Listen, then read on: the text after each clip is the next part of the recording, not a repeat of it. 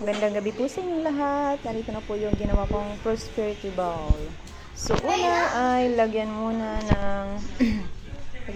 ng cotton balls yung ilalim ng unang ilalagay is cotton balls para mas maganang pagpasok ng pera. Then, isunod yung bigas. Then, pagkatapos ay ang 12 piraso ng itlog. Ayan. So, ang itlog ay sinisimbolo ng months of the year. So, ang rice ay simbolo ng wealth, success, fertility, and good health. So, then, sinunod yung coins. 12 pesos symbolizes wealth and abundance. Ito yon yung 12 pesos na gold coins. 10 pesos coins. Yan.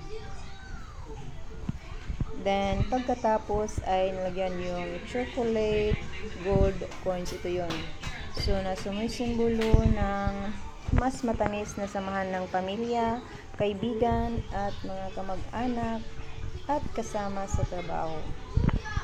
Then, pagkatapos ay nilagyan natin ng 8 pirasong laurel. Bakit 8? Kasi ang 8 ay sumisimbolo ng infinity o walang katapusang biyaya o swerte. So, ang dahon ng laurel ay dapat sulatan nyo kung ano ang gusto nyo i-manifest. Halimbawa, gusto nyo magkaroon ng 1 million o bagong sasakyan. So, isusulat nyo dyan sa bawat piraso ng 8 pirasong laurel. So, kung anong gusto nyo isulat dyan. So, gusto nyo i-manifest. Then, pagkatapos ang paper bills. Ayan. So, ang lagay ko ay 7. Pwede naman 5. 7 o 9. So, lagyan nyo ko ng 7 piraso ng paper bills. Ayan. 1, 2, 3, 4, 5, 6, 7. So, ito yung simbolo ng swerte. Mas magandang swerte sa pagpasok ng bagong taon. So, ang huling ilinagay ko ay ang orange. Ang orange ay isang bilog. Magandang simbolo ng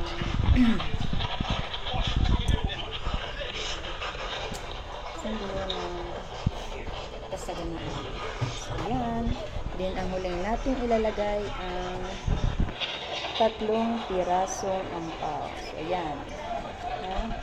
3 pirasong ampaw. Dapat ang laman yan ay pari-parihas.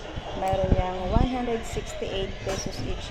So, dapat 8 yung, bakit 8 yung sa huli? 168 pesos kasi ang 8 ay sumisimbolo ng walang katapusan o infinity. Walang katapusan na pagdaloy ng swerte.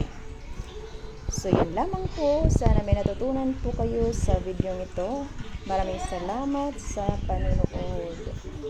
At huwag kalimutang i-follow po ako sa Reels at sa Facebook. Maraming salamat. Hanggang sa muli.